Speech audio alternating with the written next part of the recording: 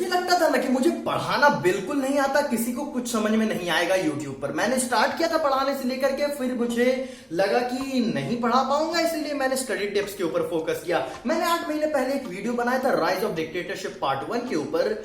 मुझे लगा कि मैंने बहुत गंदा पढ़ाया, किसी को कुछ समझ में नहीं आएगा, पर वही वीडियो मेरे चैनल का बेस्ट वीडियो है और उसी में सबसे ज्यादा एंगेजमेंट है और बहुत सारा कमेंट्स है कि पार्ट 2 बनाइए, फैजिज्म के ऊपर वीडियो बनाइए। मैंने नहीं सोचा था कि कभी पार्ट 2 बनाऊंगा, पर आज 8 महीने बाद उसका पार्ट 2 बना रहा हूं, क्योंकि मुझे अब लगता है कि हाँ, लोगों को समझ में आ रहा है। और मैंने पुराना वीडियो देखा, वो लगा कि उसमें तो मैंने कुछ सही से नहीं समझाया। अब जो ये वीडियो आने वाला सेकंड पार्ट, बहुत अच्छे से मैंने इसमें एक्सप्लेन किया। होप कि आपको समझ में आए और वीडियो के एंड तक बने रहिएगा, क्योंकि आईसीएसई स्टूडेंट्स के लिए वीडियो के एंड में एक बहुत अच्छा सरप्राइज है। तो अब हम लोग देखते हैं causes for the rise of fascism.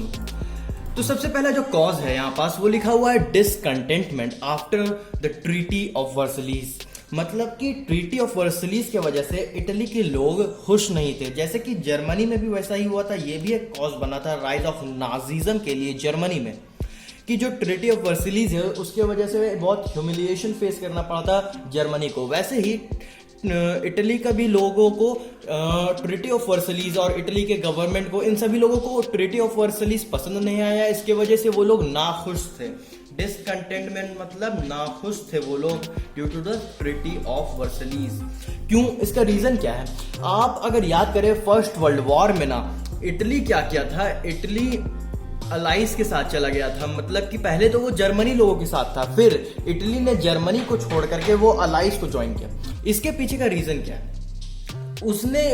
Italy ने अलाइज नेशंस को ज्वाइन इसलिए किया टू गेन, ये जो ग्रीन में लिखा हुआ है, to gain territory of Turkey and Germany.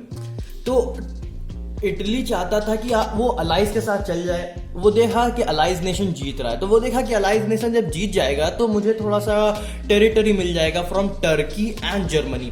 पर इटली को ऐसा नहीं मिला। ट्रीटी ऑफ वर्सलीज से she could get only south Tyrone, ये सब उनको मिला। ये सब नाम याद करना जरूरी नहीं है। बहुत सारे लोग पूछते हैं कि ये नाम याद करना जरूरी है क्या? तो इसका आंसर बहुत सिंपल है, इसको याद करना जरूरी नहीं है, मगर अगर आप इसे याद कर लेंगे ये सारा नाम कि इटली को क्या मिला था, तो आप आंसर को अपना और खूबसूरत तरीके से और सजा करके लिख सकते हैं। अगर ये सब नाम आपके आंसर में प्रेजेंट होगा तो जो टीचर होगा उसे आप अच्छे से इंप्रेस कर सकते हैं बोर्ड एग्जाम में। तो पहला कॉज होप कि आपको समझ में आ गया होगा। एकदम छोटा सा सिंपल सा कॉज है कि इटली अलाइज नेशन को ज्वाइन किया था क्योंकि उसको टेरिटरी चाहिए था, पर ड्यू टू ट्रीटी ऑफ वर्सलीज उसे ये सब मिला, सदर्न टायरॉन ये सब मिला, मगर टर्की और जर्मनी से कोई टेरिटरी नहीं मिला। इस वजह से वो नाखुश था ऑन इटली के लोग और इटली के गवर्नमेंट। सेकेंड पॉइंट यहाँ है economic crisis in Italy. Italy suffer heavy losses in term of life and property in the First World War. जैसे कि सभी देशों में हुआ, वैसे ही इटली में भी बहुत लॉस हुआ लाइफ एंड प्रॉपर्टी का in the First World War. After the war, many soldiers became unemployed. तो फर्स्ट वर्ल्ड वॉर में पहले तो लाइफ एंड प्रॉपर्टी का बहुत लॉस हुआ, फिर बहुत सारे सोल्जर अनएम्प्लॉयड हो गए। जो ट्रेड कॉमर्स, मतलब कि जितना इकोनॉमी जो है इटली का फॉल कर गया। There was a economic crisis, shortage of food grain. अब ये कैसे कॉज बनता है राइज ऑफ फैसिज्म का? ये एक छोटा सा कॉज है और ये एक डायरेक्ट कॉज नहीं है, पर ये एक इनडायरेक्ट कॉज है। इन सब सारे कॉज के साथ मिल करके वो भी एक इंपॉर्टेंट कॉज बन जाता है, ताकि इटली के लोग बिलीव कर पाए फैसिज्म के ऊपर, मुसोलिनी के ऊपर।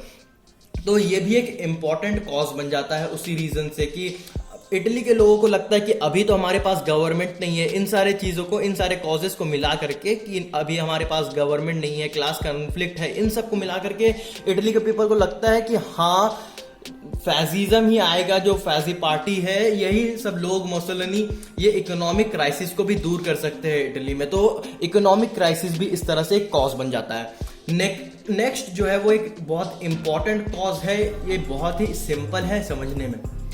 Democracy was introduced in Italy for the first time in 1919। जैसा कि आपको यहाँ लिखा हुआ दिख रहा है अंडरलाइन, ये जो है democracy was introduced in Italy for the first time in 1919, यानी कि फर्स्ट वर्ल्ड वॉर के बाद पहली बार डेमोक्रेसी इंट्रोड्यूस्ड हुआ था। कहाँ? इटली में। डेमोक्रेसी के बारे में मैंने पिछले वीडियो में बताया है, पार्ट 1 में, आप वहां ध्यान दीजिएगा। तो डेमोक्रेसी पहली बार कहाँ इंट्रोड्यूस हुआ? इटली में 1919 में।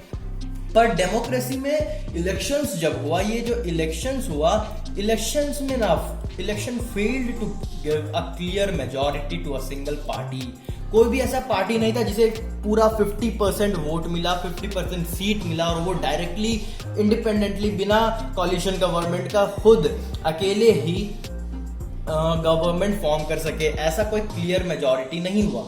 As a result there was complete instability in the country and between 1919 and 1922, मतलब कि 3 साल में देयर वर 6 कॉलिशन गवर्नमेंट।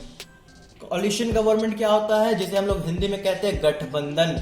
उसी तरह मतलब कि 2 पॉलिटिकल पार्टी आपस में ज्वाइन करके वो लोग एक मतलब कि एक ग्रुप फॉर्म करके वो खुद अपना मेजॉरिटी प्रूव करके गवर्नमेंट फॉर्म करेगा इन इटली। तो ऐसा 6 बार हुआ, मतलब कि एक बार 2 ग्रुप मिलके मेजॉरिटी में आता मगर फिर वो मेजॉरिटी प्रूव नहीं कर पाता, मतलब कोई कुछ ऐसा हो जाता, कन्फ्लिक्ट हो जाता और वो जो मेजॉरिटी है वो मेजॉरिटी लूज कर देता, फिर से एक नया गवर्नमेंट फॉर्म होता। और इस तरह सिर्फ 3 सालों में 6 कॉलिशन गवर्नमेंट फॉर्म हुआ।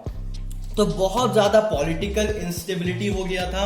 The various political parties had different political programme, मतलब कि सारा जितना पॉलिटिकल पार्टी है ना, को आपस में मतलब जो एक कॉलिशन हो रहा था, सबका अलग अलग पॉलिसीज था, अलग अलग थॉट प्रोसेस था, तो वो आपस में ज्वाइन होकर के यूनाइटेड नहीं रह पा रहे थे। तो बहुत ज्यादा पॉलिटिकल इंस्टेबिलिटी हो गया था इटली में। और इसी बात का, इसी सिचुएशन को एक्सप्लॉइट करते हुए फासिज्म को एक अच्छा बूस्ट मिला। Fascist on the release leadership of Mussolini who promised the people a strong national government. इसी सिचुएशन को एक्सप्लॉइट करते हुए मुसोलिनी ने क्या किया कि इटालियन को कह दिया कि मैं अगर आ गया पावर में तो मैं एक स्ट्रॉन्ग नेशनल गवर्नमेंट फॉर्म करूंगा।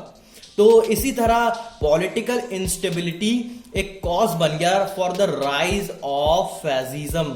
अब आ जाते हैं नेक्स्ट कॉज की तरफ। नेक्स्ट कॉज है class conflict increased in many countries after the first world war. The real issue in most part of the continental Europe was whether control of government and economic system would continue in the possession of aristocrats or would be in the hand of less privileged majority। यहां बात यह है कि यहां पास class conflict किस बात को लेकर के हुआ? क्लास कॉन्फ्लिक्ट हुआ ये बात करके लेकर के कि जो गवर्नमेंट है, जो इकोनॉमी है कंट्री का, वो किसके कंट्रोल में रहेगा।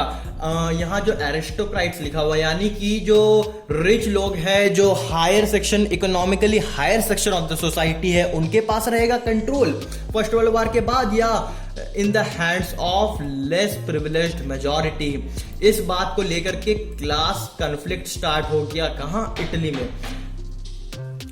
The common man had been promised during the war that he would be rewarded by great attention in his economic need. These promises were ignored and the common man were embittered. तो ये सारे points को अगर आप ध्यान दें तो यहाँ पास भी क्लास कॉन्फ्लिक्ट हुआ। पहले प्रॉमिस किया गया था कि जो कॉमन आदमी है, आम आदमी है, उन लोगों के ऊपर स्पेशल ध्यान दिया जाएगा उनके इकोनॉमिक नीड्स के ऊपर, पर ये सारा इग्नोर किया गया। तो इस सिचुएशन को भी फैसिस्ट लोग, मुसोलिनी ने एक्सप्लॉइट किया और ये भी एक कॉज बन गया for the rise of fascism. अब आ जाते हैं नेक्स्ट पॉइंट की तरफ। यहाँ है threat of socialism and communism. The socialist who included the anarchist and the communist, इसे मैं पढ़ता नहीं हूँ, बहुत लंबा पैराग्राफ है, मैं आपको डायरेक्टली एक्सप्लेन कर देता हूँ।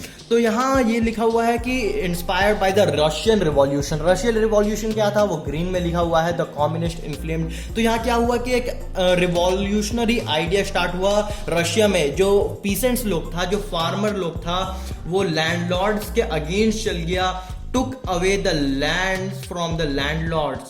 टुक अवे, कौन? फार्मर लोग लैंडलॉर्ड से लैंड ले लिया, जो वर्कर्स था वो स्ट्राइक पे चला गया, डैमेज वर्कर लोग जो है फैक्ट्रीज का मशीन को डैमेज करने लगा, टुक होल्ड ऑफ द फैक्ट्रीज, यानी कि सब अपने अपने जो कैपिटलिस्ट लोग हैं उनके अगेंस्ट चला गया, सारा पीसेंट लोग उनके अगेंस्ट हो गया, वर्कर लोग यानी कि जो लोअर सेक्शन है वो हायर सेक्शन के अगेंस्ट हो गया। तो ये कम्युनिस्ट आइडिया हो गया। कम्युनिस्ट क्या होता है इसके बारे में भी मैंने पार्ट 1 में बताया है, आप वहां देख लीजिएगा। तो कम्युनिस्ट आइडिया यहाँ डेवलप हो गया, ये भी एक कॉज था राइट्स ऑफ नाजिज्म का, और फैसिज्म में भी है ये। तो people wanted a powerful leadership who could establish peace and prosperity by ending lawlessness and insecurity prevalent in Italy. तो अब इटालियंस को लगने लगा कि हाँ, अब हम लोगों को एक स्ट्रांग लीडर चाहिए जो इन सारे चीज़ों को कंट्रोल कर पाए। जो कम्युनिज्म इंक्रीज हो रहा है, मतलब कि कम्युनिज्म का डर बढ़ता जा रहा है इटाली में, उसको दूर कर पाए। तो अब ये भी सिचुएशन एक क्रिएट हो गया जिसका फायदा उठाया किसने? फिर से अगेन मुसोलिनी ने, fascist under the leadership of Mussolini. अब आ जाते हैं नेक्स्ट पॉइंट की तरफ। तो नेक्स्ट पॉइंट है failure of the league of nation. League of nation के बारे में आप लोग पढ़े होंगे फर्स्ट वर्ल्ड वॉर में, ये रिजल्ट था फर्स्ट वर्ल्ड वॉर का। After the First World War, the League of Nations was established to maintain peace in the world and to prevent war, but it proved weak and failed to achieve its aim. It failed to check the rise of dictatorship. Had it acted well in time, the ambitious plans of Mussolini and Hitler would not have been materialized. यहाँ क्या बात है कि अगर first world war के बाद जो League of nation form हुआ था, लीग ऑफ नेशन क्यों फॉर्म हुआ था? To maintain world peace and to prevent war, पर इट वॉज प्रूव्ड वीक। जो लीग ऑफ नेशन था ना बहुत वीक था, वो कुछ नहीं कर पाया, चेक नहीं कर पाया। जो डिक्टेटरशिप राइज हुआ जर्मनी में, इटली में, उन सब कुछ चेक नहीं कर पाया। हैड इट एक्टेड वेल, अगर वो सही से काम करता, the ambitious plans of Mussolini and Hitler और मुसोलिनी का जो प्लान था वो कभी सक्सेसफुल नहीं हो पाता अगर लीग ऑफ नेशन अच्छे से काम करता। और लास्ट पॉइंट यहाँ मैंने बोल्ड में लिखा है, ये पॉइंट हिटलर में भी था यानी कि नाजिज्म में भी था और यहाँ भी है। Leadership provided by Mussolini, Hitler, ये सब लोग ना ग्रेट लीडर थे, ग्रेट स्पीकर थे। तो जो पीपल को ना ये अपने स्पीचेस से मोल्ड कर लेते थे, पीपल के ऊपर इनका एक अच्छा इन्फ्लुएंस था इनके लीडरशिप की वजह से, और ये एक बहुत इंपॉर्टेंट कॉज बन जाता है for the rise of fascism. तो होप कि आपको ये सातों पॉइंट समझ में आ गया हो। रुकिए, सरप्राइज तो अभी बाकी है। वीडियो के शुरुआत में जैसा कि मैंने कहा कि हाँ, अब स्टूडेंट्स को मेरा पढ़ाया हुआ समझ में आ रहा है, स्टूडेंट्स को मेरा वीडियो अच्छा लग रहा है, इसीलिए मैं एक सिस्टमैटिक कोर्स स्टार्ट करने जा रहा हूं। पहले तो मैंने एक इनफॉर्मल स्टार्ट किया था, रैंडमली कोई भी चैप्टर लिया और उसके ऊपर वीडियो बना दिया, पर अब मैं एक सब्जेक्ट को चुनूंगा, उसके सारे चैप्टर पर वीडियो बनाऊंगा, फिर एक सब्जेक्ट को चुनूंगा, उसके सारे चैप्टर पर वीडियो बनाऊंगा, और इसी तरह आईसीएसई का सारा चैप्टर मैं इस चैनल पर कवर करूंगा। अभी मैं स्टार्ट कर रहा हूं बायोलॉजी से, क्योंकि बायो अपना थोड़ा फेवरेट है, तो बायो से स्टार्ट कर रहा हूं। बायो का सारा चैप्टर आ जाएगा 2 से 3 महीने में, क्योंकि आप लोगों को समझना भी जरूरी है। आप एक वीडियो देखिए, बुक से रीडिंग कीजिए, नोट्स भी मैं आपको प्रोवाइड करूंगा। तो चैनल को सब्सक्राइब करने का रीजन तो आपको मिल ही गया होगा कि अब आप सब्सक्राइब कर दें ताकि आपको बायो का फुल कोर्स मिल जाए। तो होप कि आपको फैसिज्म सही से समझ में आया होगा, होप कि आपने चैनल को सब्सक्राइब कर दिया होगा। अगर वीडियो पसंद आया तो लाइक कर दीजिएगा। Thanks for watching.